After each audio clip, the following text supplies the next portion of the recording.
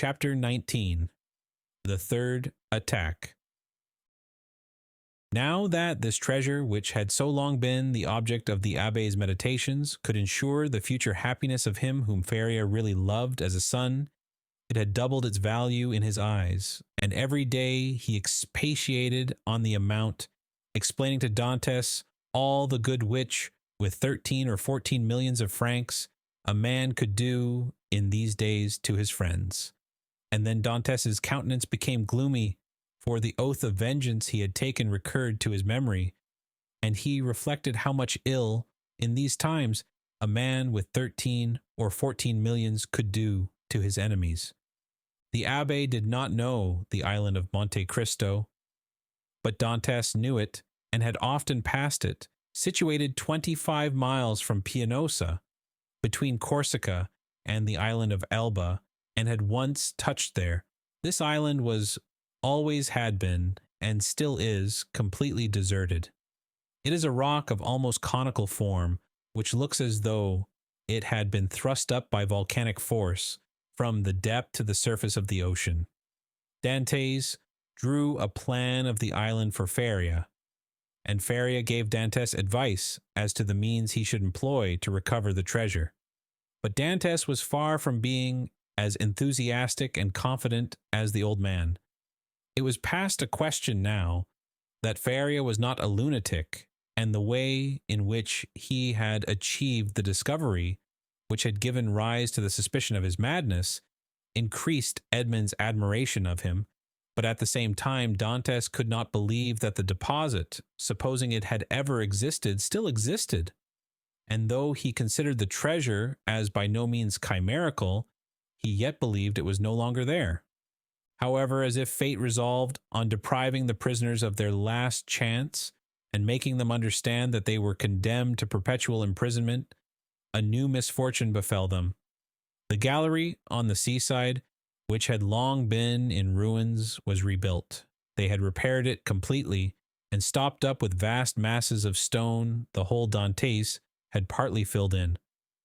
But for this precaution, which, it will be remembered, the Abbé had made to Edmond, the misfortune would have been still greater, for their attempt to escape would have been detected, and they would undoubtedly have been separated.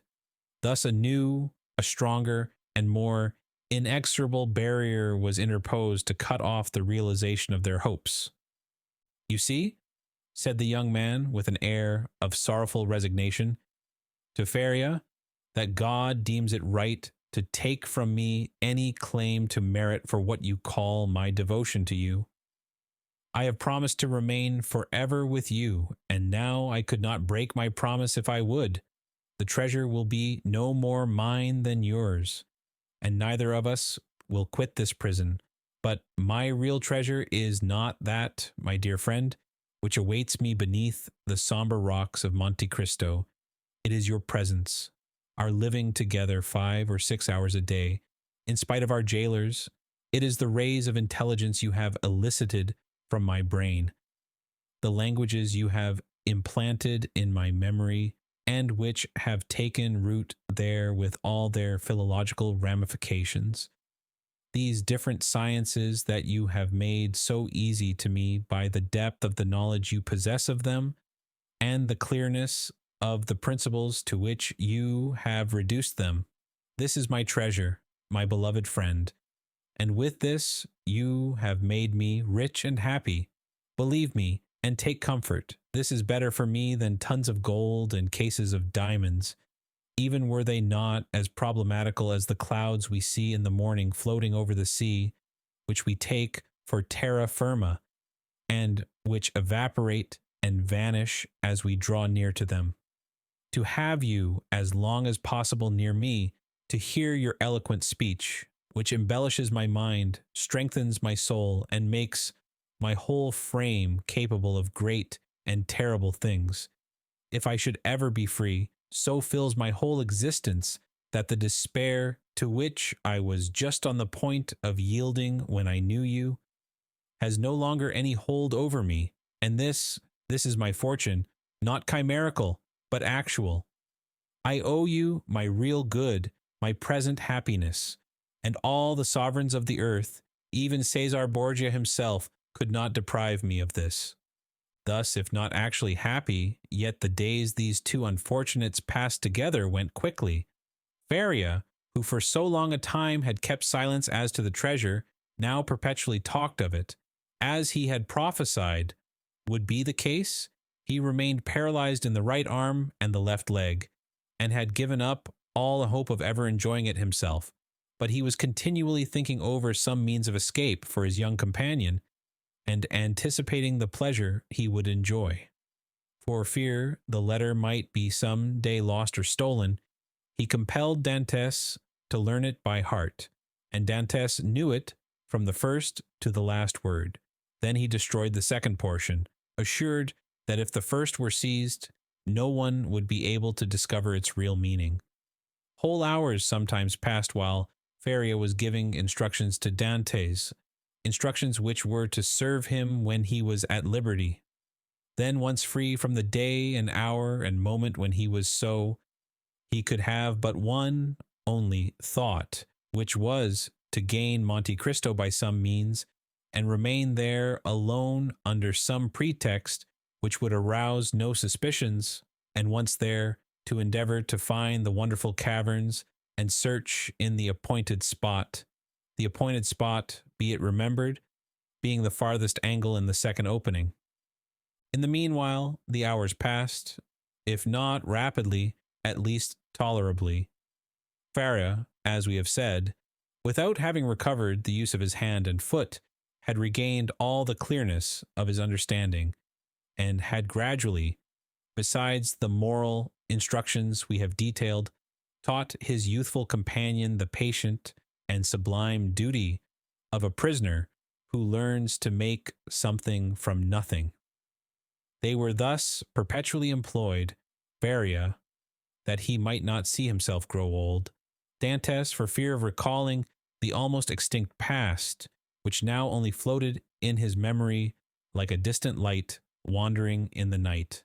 So life went on for them as it does for those who are not victims of misfortune, and whose activities glide along mechanically and tranquilly beneath the eye of Providence. But beneath this superficial calm there were in the heart of the young man, and perhaps in that of the old man, many repressed desires, many stifled sighs, which found vent when Feria was left alone, and when Edmund returned to his cell. One night Edmund awoke suddenly, believing that he heard someone calling him. He opened his eyes upon utter darkness. His name, or rather a plaintive voice which essayed to pronounce his name, reached him. He sat up in bed, and a cold sweat broke out upon his brow. Undoubtedly the call came from Feria's dungeon. Alas, murmured Edmund. Can it be? He moved his bed, drew up the stone, rushed into the passage, and reached the opposite extremity. The secret entrance was open. By the light of the wretched and wavering lamp of which we have spoken, Dante saw the old man, pale but yet erect, clinging to the bedstead. His features were writhing with those horrible symptoms which he already knew, and which had so seriously alarmed him when he saw them for the first time. "Alas, my dear friend," said Feria, in a resigned tone, "you understand, do you not? And I need not attempt to explain to you." Edmund uttered a cry of agony, and, quite out of his senses, rushed towards the door, exclaiming, "Help! Help!" Feria had just sufficient strength to restrain him.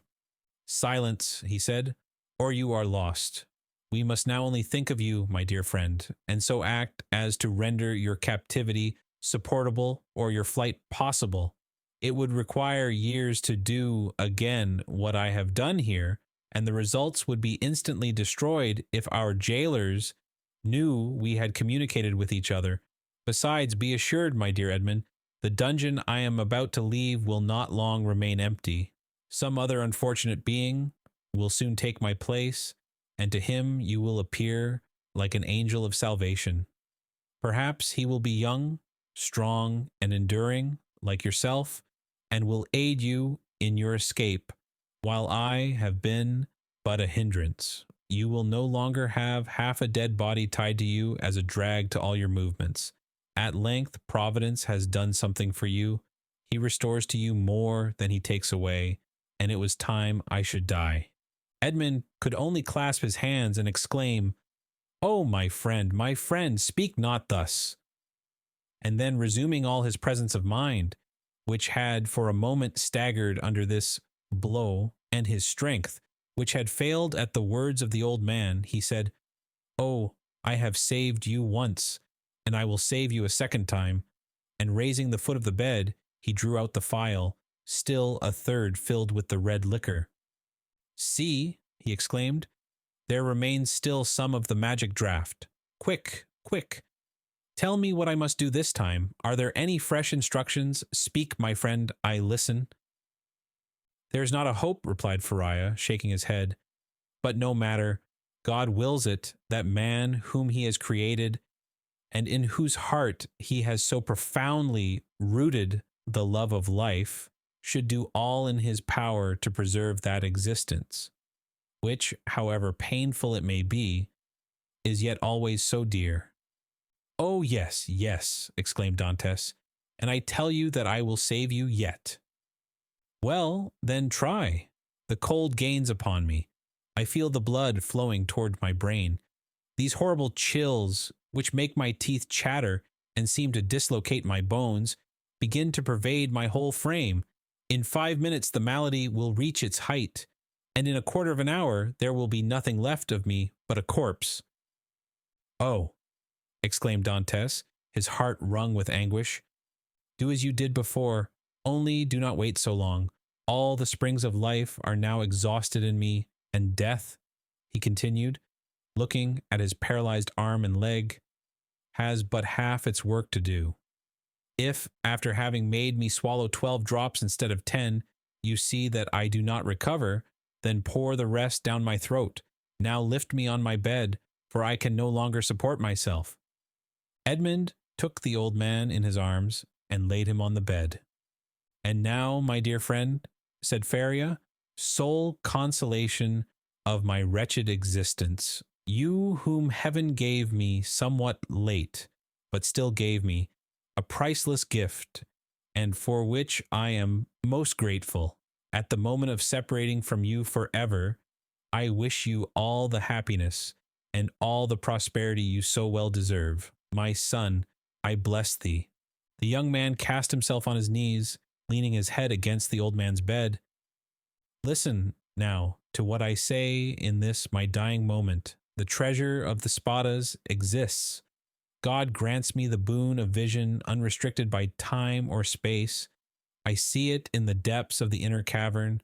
My eyes pierce the inmost recesses of the earth and are dazzled at the sight of so much riches. If you do escape, remember that the poor abbé, whom all the world called mad, was not so. Hasten to Monte Cristo, avail yourself of the fortune, for you have indeed suffered long enough." A violent convulsion attacked the old man. Dantes raised his head and saw Faria's eyes injected with blood. It seemed as if a flow of blood had ascended from the chest to the head. "Adieu, adieu," murmured the old man, clasping Edmund's hand convulsively. "Adieu." "Oh, no, no, not yet," he cried. "Do not forsake me. Oh, succor him. Help, help, help." "Hush, hush," murmured the dying man, "that they may not separate us if you save me." "You are right. Oh, yes, yes. Be assured I shall save you. Besides, although you suffer much, you do not seem to be in such agony as you were before. Do not mistake. I suffer less because there is in me less strength to endure. At your age, we have faith in life. It is the privilege of youth to believe and hope, but old men see death more clearly. Oh, 'tis here, 'tis here, 'tis over. My sight is gone. My senses fail. Your hand, Dantes. Adieu, adieu." And raising himself by a final effort, in which he summoned all his faculties, he said, "Monte Cristo, forget not Monte Cristo." And he fell back on the bed. The crisis was terrible, and a rigid form with twisted limbs, swollen eyelids, and lips flecked with bloody foam lay on the bed of torture in place of the intellectual being who so lately rested there. Dantes took the lamp, placed it on a projecting stone above the bed, whence its tremulous light fell with strange and fantastic ray on the distorted countenance and motionless, stiffened body. With steady gaze he awaited confidently the moment for administering the restorative. When he believed that the right moment had arrived, he took the knife, pried open the teeth, which offered less resistance than before, counted one after the other 12 drops, and watched. The phial contained perhaps twice as much more.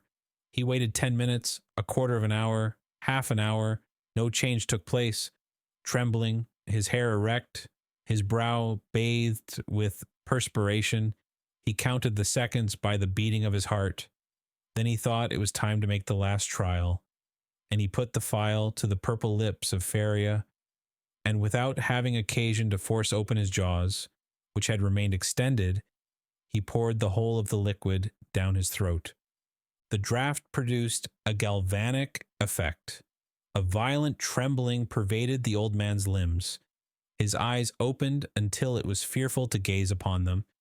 He heaved a sigh, which resembled a shriek, and then his convulsed body returned gradually to its former immobility, the eyes remaining open.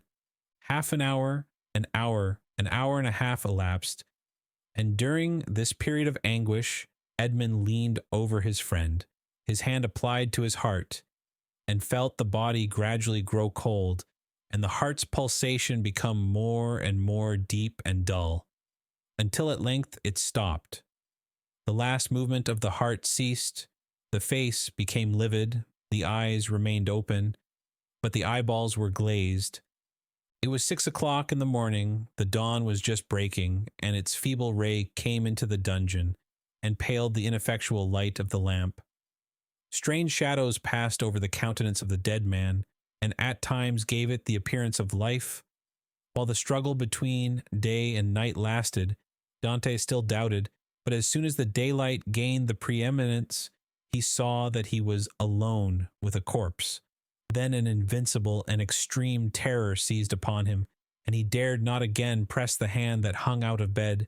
He dared no longer to gaze on those fixed and vacant eyes, which he tried many times to close, but in vain. They opened again as soon as shut. He extinguished the lamp, carefully concealed it, and then went away, closing as well as he could the entrance to the secret passage by the large stone as he descended. It was time, for the jailer was coming. On this occasion, he began his rounds at Dante's cell, and on leaving him he went on to Feria's dungeon, taking thither breakfast and some linen. Nothing betokened that the man knew anything of what had occurred. He went on his way. Dantes was then seized with an indescribable desire to know what was going on in the dungeon of his unfortunate friend.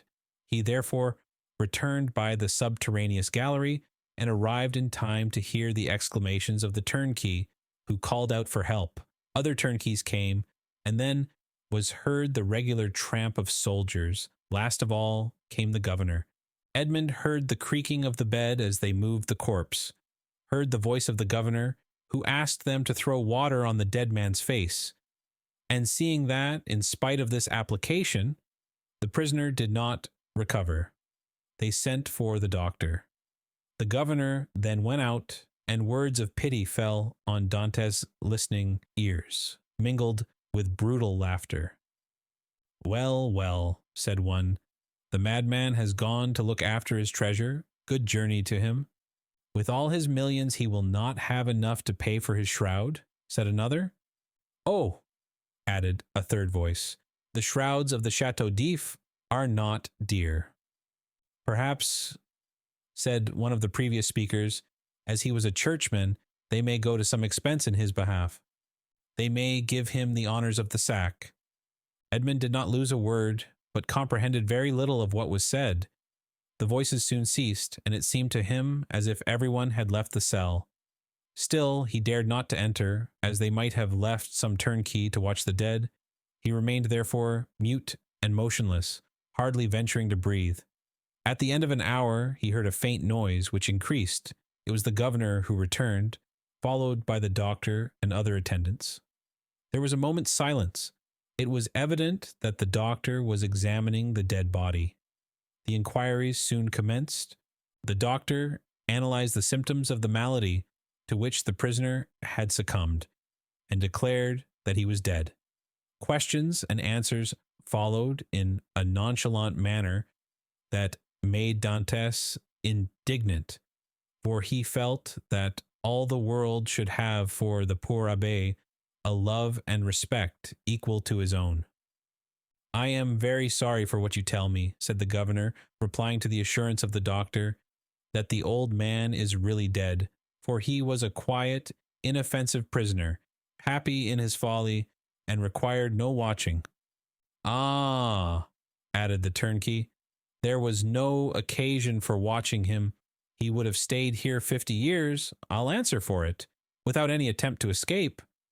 "Still," said the governor, "I believe it will be requisite, notwithstanding your certainty, and not that I doubt your science, but in discharge of my official duty, that we should be perfectly assured that the prisoner is dead." There was a moment of complete silence, during which Dantes, still listening, knew that the doctor was examining the corpse a second time. "You may make your mind easy," said the doctor. "He is dead. I will answer for that." "You know, sir," said the governor, persisting, "that we are not content in such cases as this with such a simple examination.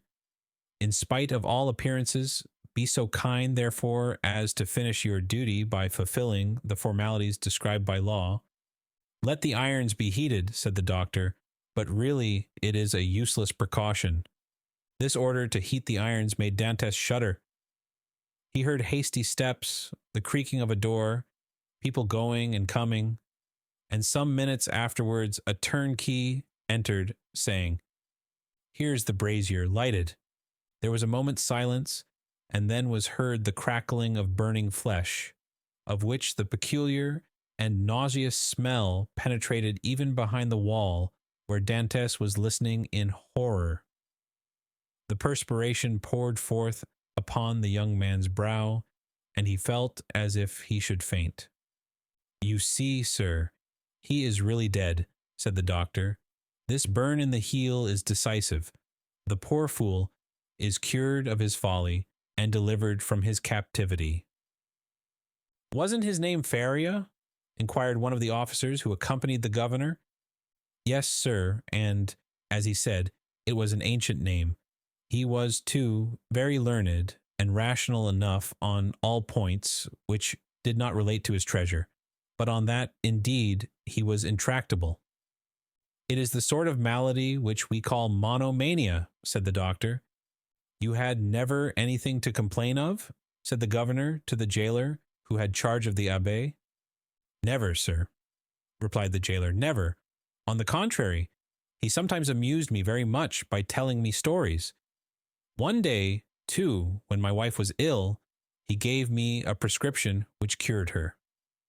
Ah, said the doctor, "I did not know that I had a rival, but I hope, governor, that you will show him all proper respect in consequence." Yes, make your mind easy. He shall be decently interred in the newest sack we can find. Will that satisfy you?" "Must this last formality take place in your presence, sir?" inquired a turnkey. "Certainly, but make haste. I cannot stay here all day." Other footsteps going and coming were now heard, and a moment afterwards the noise of rustling canvas reached Dantes's ears. The bed creaked, and the heavy footfall of a man who lifts a weight sounded on the floor. Then the bed again creaked under the weight deposited upon it. "This evening," said the governor. "Will there be any mass?" asked one of the attendants. "That is impossible," replied the governor. "The chaplain of the chateau came to me yesterday to beg for leave of absence, in order to take a trip to Hyères for a week. I told him I would attend to the prisoners in his absence. If the poor abbé had not been in such a hurry, he might have had his requiem." "Pooh," said the doctor, with the impiety usual in persons of his profession. He is a churchman. God will respect his profession and not give the devil the wicked delight of sending him a priest. A shout of laughter followed this brutal jest. Meanwhile, the operation of putting the body in the sack was going on. "This evening," said the governor when the task was ended. "At what hour?" inquired a turnkey. "Why, about 10 or 11 o'clock. Shall we watch by the corpse?" "Of what use would it be? Shut the dungeon as if he were alive, that is all." Then the steps retreated, and the voices died away in the distance. The noise of the door, with its creaking hinges and bolts, ceased, and a silence more somber than that of solitude ensued. The silence of death, which was all pervasive, and struck its icy chill to the very soul of Dantes. Then he raised the flagstone cautiously with his head and looked carefully around the chamber. It was empty, and Dantes emerged from the tunnel.